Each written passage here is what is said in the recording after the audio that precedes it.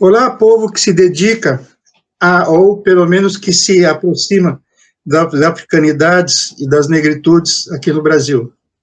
Pleno inverno, que mantenhamos o nosso corpo frio, porque não tem outro jeito, né? Mas pelo menos que a nossa mente seja agasalhada com o conhecimento sobre o que nós somos e o que nós fomos. Vamos verificar, para quem ainda não esteve conosco, o que aconteceu no mês de agosto e que afeta a nossa história. Para quem não me conhece, ou me conhece pouco, eu sou Ademir Santos, sou doutorando e mestre em educação pela Universidade Federal de São Carlos, campus Sorocaba, e tenho atuado já há bastante tempo, ainda bem, como coordenador de preservação cultural, da Câmara de Preservação Cultural, do Núcleo de Cultura Afro-Brasileira, o NUCAB, da Universidade de Sorocaba, a Uniso, que está lá disposta a recebê-los, para quem quiser, com nossa biblioteca própria, para discutir, esclarecer e auxiliar em pesquisas pertinentes às africanidades e negritudes. É isso. Vamos ver o mês de agosto, então. No dia 8 de agosto de 1444, tem início a desgraça africana, com a escravidão moderna, a virada da escravidão. Este instituto social, que deve ter nascido junto com a humanidade, ele se transforma na zoomorfização e na zoologização do povo negro, que passa a ser considerado, a partir de então, escuro porque sem luz. Que luz? A luz divina. Como se diz que ele tinha a ausência de luz divina? Porque a pele é escura. Então, o mito amítico, que é o mito da escravidão, que Noé impôs ao seu neto Canaã, porque não poderia mais amaldiçoar o seu filho Cã, porque havia sido abençoado por Deus no embarque da arca, ele é imposto pelos europeus, principalmente por Portugal, nas costas dos africanos. Então, eles são considerados negros porque convivem longe da luz divina, portanto, convivem junto com o demônio. Coisa que nem existe na filosofia africana, né, demônio. Mas é assim que os portugueses começam a tratar os africanos, e dizendo que seria obra pia, obra sacra, determinação de Deus que eles levassem a salvação a esses africanos, mas que isso só poderia acontecer se eles fossem tirados do convívio com o demônio. Como retirá-los do convívio do demônio? Retirando-os da África. E o que fazer com eles? Trazê-los para trabalhar, pagando a própria catequese. Então, essa obra pia de catequese e salvação da alma dos negros, ela passa a ser considerada quase que uma obrigação de escravizar, mesmo que tivesse que arrancar a pele para salvar a alma. Isso acontece a partir de 8 de agosto de 1444, quando chega ao Algarve as naus comandadas por Lanzarote Bessanha, que havia escravizado 235 africanos, caçados na ilha Arguim, hoje localizado na Mauritânia, e que 20% deles, ou seja, 47, são doados ou entregues ao próprio infante Dom Henrique como butim de guerra. Com 20% é um quinto, né? É a mesma quinta da derrama, né, que aconteceu aqui na revolta de Tiradentes. Era um imposto dado ao governo como resultado de guerra, como se os africanos tivessem guerreado com os portugueses, coisa que não aconteceu. Na realidade, eles tentaram invadir ali para pegar ouro, como desdobramento da sua briga contra o Islã, né, na tentativa de reconquista da Península Ibérica, acharam ouro por lá e pronto, acabou a vida dos africanos a partir daí. Bom, em 8 de agosto de 1845, os ingleses aprovaram o que se chamou Bill Aberdeen, ou seja, a lei que foi proposta por um legislador inglês, claro, de sobrenome Aberdeen, aprovado pelo Congresso, e autorizou a própria Inglaterra, eles se deram o direito de capturar e afundar navios negreiros em pleno mar, ou de levá-los de volta à África, né, fundando o país que hoje em dia se chama Serra Leoa. No dia 11 de agosto, né, o dia que a gente comemora aqui, o dia do estudante, né, principalmente do estudante do direito, em 1862 foram libertados juridicamente os escravos norte-americanos. Não foram libertados efetivamente. Isso daí resultou toda a Guerra de Secessão. No dia 12 de agosto de 1798 foi publicado o Manifesto da Revolta dos Alfaiates, que deu o que fazer para o governo central, né? Porque é uma revolta contra, inclusive, principalmente contra o escravismo, e tocado por alfaiates, na sua maioria, mestiços e negros.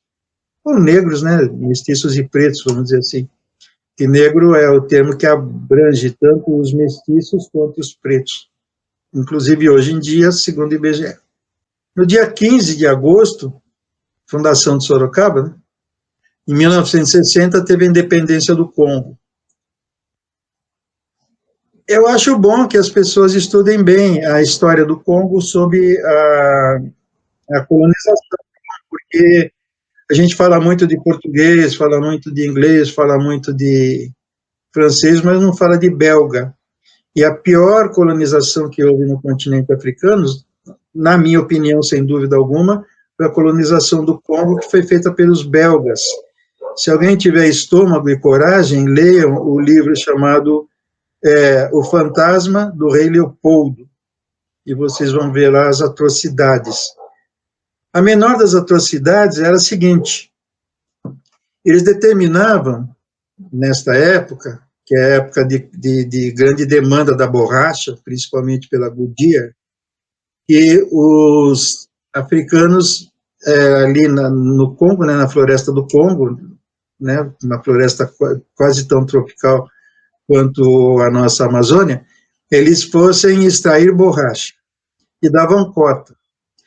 Se esse africano voltasse com menos borracha do que havia sido determinado, cota para ele coletar, eles simplesmente cortavam a mão, inclusive dos filhos, das crianças desses africanos. E, inclusive, às vezes ainda tinham o requinte de perguntar se eles queriam cortar só a mão ou se fazer meia manga. E existem as fotografias nesse livro que eu estou dizendo, dos belgas exibindo com orgulho o braço decepado. Existe uma fotografia que eu olho assim, toda vez que eu olho me dá uma coisa ruim mesmo,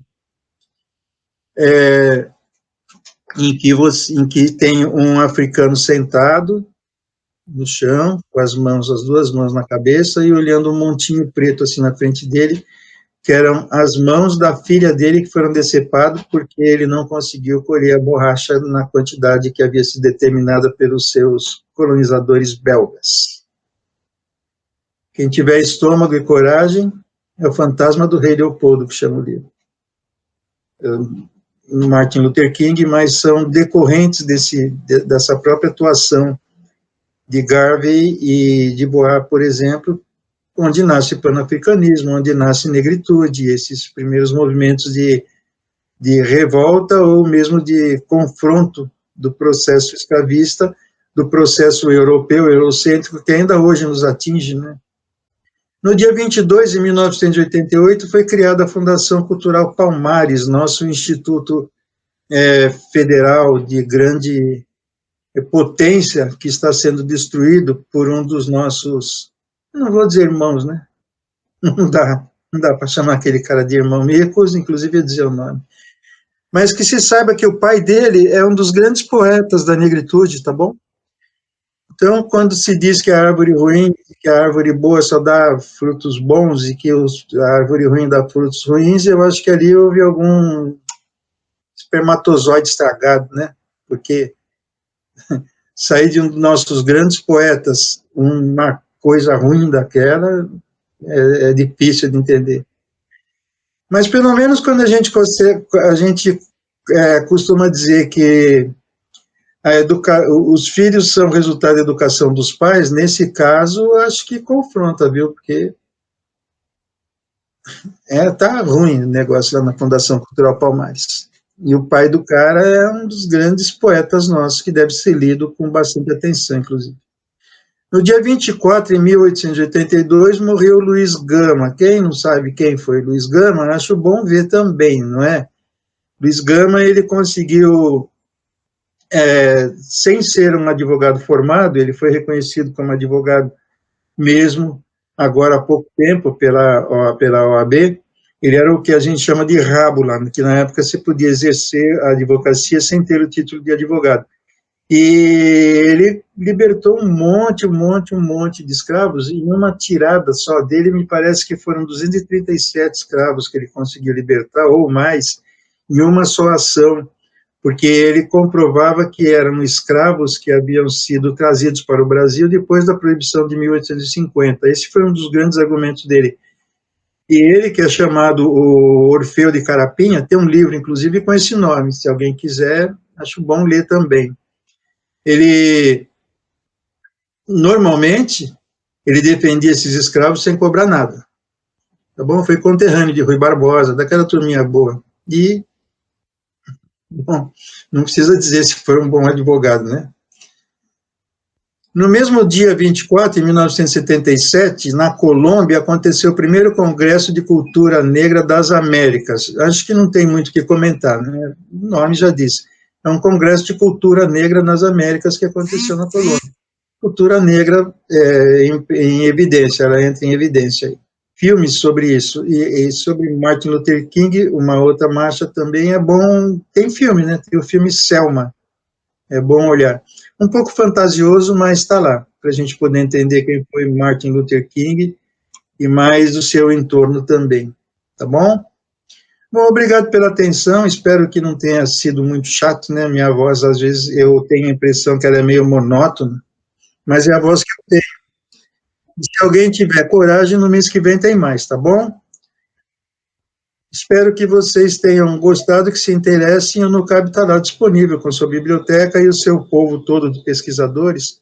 O Nucab tem 42 anos, viu? Não é uma coisa nova, não. Então, nós temos uma larga experiência, estamos lá dispostos e com vontade de auxiliar todo mundo que se interesse pelas negritudes e pelas africanidades. Afinal, núcleo de cultura afro-brasileira, sem que ninguém se interesse pela nossa cultura, não tem nem razão de ser, né? Compareçam por lá. Obrigado pela atenção.